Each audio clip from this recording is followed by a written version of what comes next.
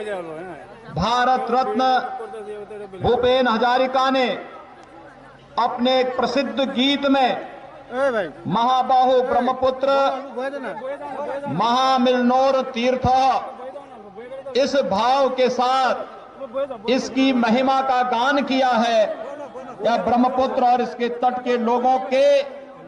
महामिलन का तीर्थ है असम, और इसलिए असम की इस धरती को मैं कोटि कोटि नमन करते हुए आप सबका हृदय से अभिनंदन करता हूं, आप सबका मैं स्वागत करता हूं। हमारे लिए ये बहुत प्रसन्नता का विषय है कि धरती शंकर देव की भी धरती है। भारत के सांस्कृतिक राष्ट्रवाद के परम पुरोधाओं में से शंकर देव रहे हैं। शंकर देव के कारण ये धरती बच पाई थी, अन्यथा कांग्रेस की अगर कूटनीति चलती और कांग्रेस का षड्यंत्र सफल होता तो यह धरती भी उसी प्रकार से भारत के लिए खतरा पैदा कर देती, जैसे घुसपैठियों ने बहुत सारे क्षेत्रों में कांग्रेस की तुष्टीकरण के नाते आज राष्ट्रीय सुरक्षा के लिए खतरा पैदा कर दिया था। लेकिन मैं उस महापुरुष को आदर करता हूं, सम्मान करता हूं, जिन्होंने राष्ट्रवाद की अलग जगा करके उस कालखंड में इस धरती को सुरक्षित रखने में अपना योगदान दिया था। शंकर देव के श्रीमान शंकर देव की इस धरती को मैं कोटि कोटि नमन करते हुए भारत के सांस्कृतिक राष्ट्रवाद के उस महापुरुष के प्रति विनम्र श्रद्धांजलि भी अर्पित करता हूं। भाइयों बहनों, शंकर देव ने हमें, श्रीमान शंकर देव ने हमें घुसपैठ की समस्या के प्रति सचेत किया था,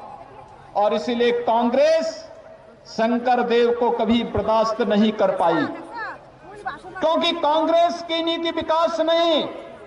कांग्रेस की नीति समृद्धि नहीं, कांग्रेस की नीति आप सबकी खुशहाली कभी नहीं रही। उसकी नीति तुष्टीकरण की नीति थी, एन केन प्रकारेण सत्ता प्राप्त करने की नीति थी, और उसकी कीमत एक लंबे समय तक असम वासियों को चुकानी पड़ी थी, उग्रवाद के रूप में, अलगाववाद के रूप में। मैं अभिनंदन करूंगा आप सबका कि आपने पिछली बार भी भारतीय जनता पार्टी को समर्थन देकर के आदरणीय प्रधानमंत्री नरेंद्र मोदी जी के नेतृत्व पर विश्वास किया था, और श्री सर्वानंद सोनोवाल को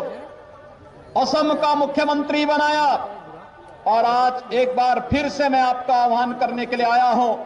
मैं आपका असम वासियों का अभिनंदन करता हूं कि लोकसभा चुनाव में आपने फिर से प्रधानमंत्री मोदी जी पर विश्वास किया, और भारतीय जनता पार्टी को असम वासियों ने भारी समर्थन देकर के अपना योगदान दिया, और आज प्रधानमंत्री मोदी जी देश के अंदर भारत को एक यशस्वी नेतृत्व प्रदान कर रहे हैं।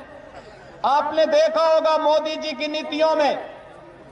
न जाति का, न क्षेत्र का, न भाषा का, भारत के किसी नागरिक के साथ कोई भेदभाव नहीं, विकास सबका,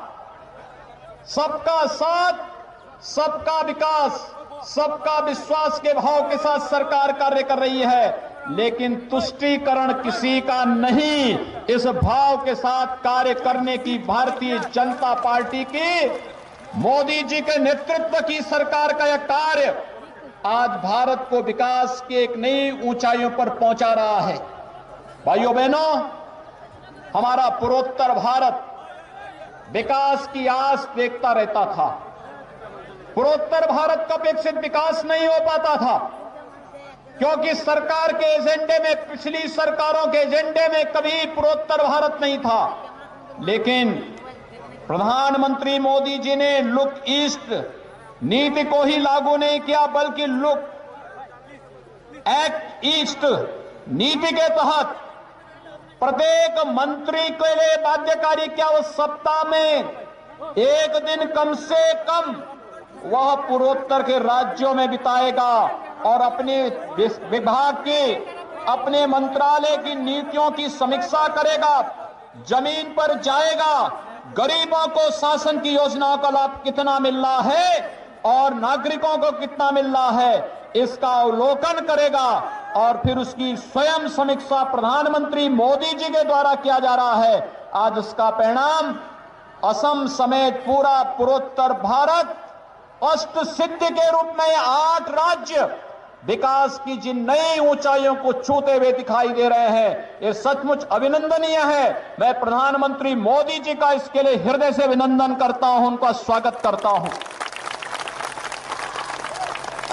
भाइयों बहनों, जब यशस्वी नेतृत्व किसी देश को प्राप्त होता है